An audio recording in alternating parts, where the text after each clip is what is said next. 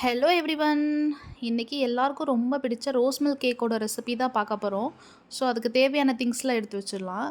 Maida, sugar, baking powder, salt, rose milk essence, egg and oil, கூட vanilla எசன்ஸும் எடுத்துக்கோங்க.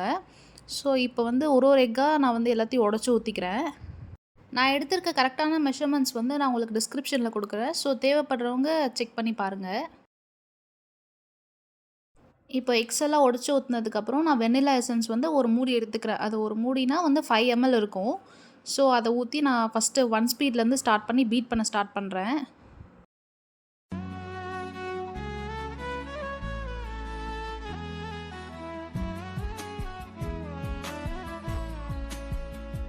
Egg வந்து நல்லா பீட் ஆனதுக்கப்புறம் கொஞ்சம் கொஞ்சமாக வந்து சுகர் சேர்த்து நான் பீட் பண்ணிக்கிறேன்.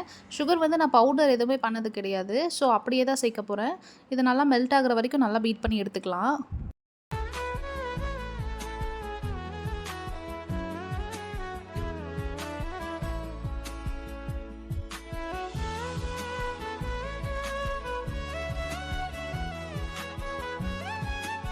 இது கொஞ்சம் நல்லா பீட் ஆனதுக்கப்புறம் நம்ம வந்து கொஞ்சமாக சால்ட் ஆட் பண்ணிக்க போகிறோம். பிகாஸ் வந்து சால்ட்டு தான் நம்ம வந்து கேக்கோட ஃப்ளேவர் நல்லா எடுத்து கொடுக்கும். ஸோ வந்து சால்ட் வந்து மஸ்ட்டு எல்லா ரெசிபீஸ்லேயும் சால்ட் ஆட் பண்ணணும். ஸோ இப்போ வந்து நான் சைட் ஃபுல்லாக நல்லா ஸ்க்ரேப் பண்ணிவிட்டு திரும்ப வந்து ஒரு வாட்டி பீட் பண்ணிக்க போகிறேன்.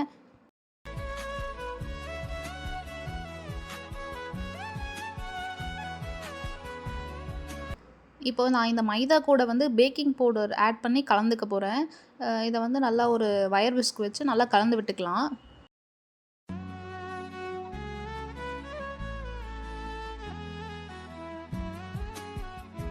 நான் இப்போ 2 டயர் கேக் செய்கிறதுனால வந்து அதுக்கு டின் வந்து கரெக்டாக எடுத்து வச்சுட்டு அதை நல்லா ஒரு டிஷ்யூ வச்சு நல்லா தொடச்சி எடுத்துக்கிறேன். ஆல்ரெடி நான் வாஷ் பண்ணி தான் வச்சுருந்தேன். இருந்தாலும் நான் வந்து அந்த ஈரம் எதுவுமே இல்லாமல் தொடச்சி வச்சுக்கிறேன்.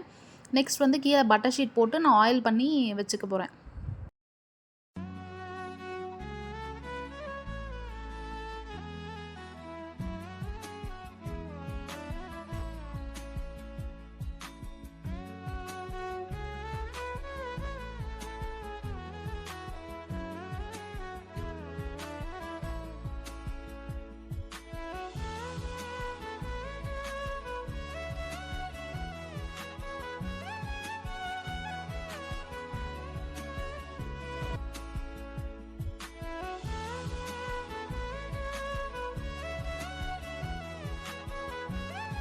இப்போ அந்த எக்லேயே வந்து நான் கொஞ்சம் ரோஸ் மில்க் எசன்ஸ் வந்து ஆட் பண்ணி அதை ஒரு 1 ஸ்பீடில் போட்டு பீட் பண்ணிக்க போகிறேன்.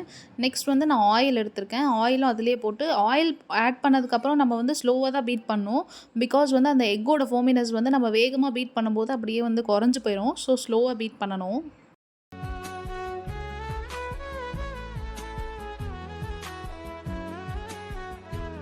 ஆயில் வந்து கொஞ்சம் நல்லா அந்த எக்கோட மிக்ஸ் ஆனதுக்கப்புறம் ஒரு ஸ்பேச்சுலா வச்சு நல்லா வந்து சைட்ஸ்லாம் எடுத்து விட்டுட்டு ஒரு வாட்டி ஜென்டலாக மிக்ஸ் பண்ணிக்க போகிறோம். நெக்ஸ்ட் வந்து நம்ம இப்போ மாவை கொட்ட போகிறோம். மாவை வந்து பேட்ச் பை பேட்சாக தான் நம்ம ஆட் பண்ணி மிக்ஸ் பண்ணணும். அண்ட் வந்து ஓவர் மிக்ஸும் பண்ணிடக்கூடாது. ஸோ நான் ஜென்டலாக வந்து கொஞ்சமாக கொஞ்சமாக ஆட் பண்ணி அதை நான் மிக்ஸ் பண்ணிக்க போகிறேன். அண்ட் வந்து ஒரு சைடு வந்து நான் காய்ச்சி ஆற வச்ச பாலை வந்து ஆட் பண்ணிக்க போகிறேன். மில்க் கொஞ்சம், ஃப்ளார் கொஞ்சம் அந்த மாதிரி அது டைட் ஆச்சுன்னா லைட்டாக மில்க் ஆட் பண்ணி ஒரு வாட்டி மிக்ஸ் பண்ணிவிட்டு தென் வந்து நம்ம ஃப்ளாரை மிக்ஸ் பண்ணணும். பிகாஸ் வந்து டைட் ஆகிட்டே போனால் வந்து அந்த ஃபோமினஸ் வந்து குறைஞ்சி போயிடும். ஸோ அதுக்கு தான் வந்து கன்சிஸ்டன்சியாக அட்ஜஸ்ட் பண்ண தான் நம்ம வந்து மில்க் ஆட் பண்ணிக்கிறோம். ஸோ அதை போட்டு நல்லா மிக்ஸ் பண்ணிக்கலாம்.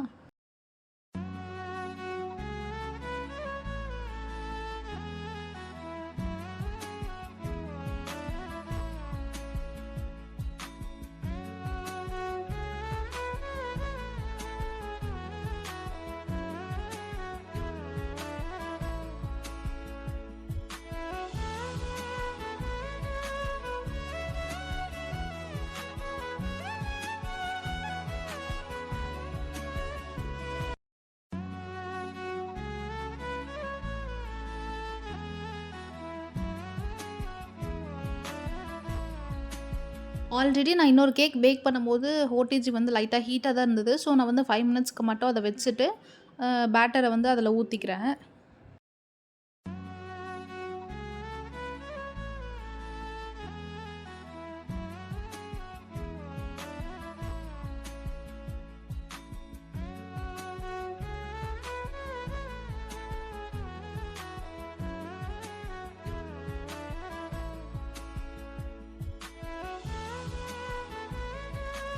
தென் வந்து நான் ஒரு டூத் பிக் வச்சு நல்லா வந்து ஏர் பபிள்ஸை ரிலீஸ் பண்ணிவிட்டு அப்புறம் தான் ஓடிஜியில் வந்து நான் செட் பண்ணிக்க போகிறேன். ஸோ நான் பேக் ஆனதுக்கப்புறம் வீடியோ பிடிக்கவே மறந்து போயிட்டேன். ஸோ நான் வந்து ஸ்லைஸ்லாம் போட்டதுக்கப்புறம் தான் கேமரா போய் ஆன் பண்ணேன். ஃபைனலாக கேக் வந்து இப்படி தான் டர்ன் அவுட் ஆச்சு. ஸோ நீங்களும் தாரமங்கலம்ல இருந்தீங்கன்னா ஹோம்மேட் கேக்ஸ்க்கு கீழே கொடுக்குற நம்பரை காண்டாக்ட் பண்ணுங்கள். இந்த வீடியோ உங்களுக்கு யூஸ்ஃபுல்லாக இருந்தால் லைக் பண்ணிவிட்டு சப்ஸ்கிரைப் பண்ணுங்கள். பாய்.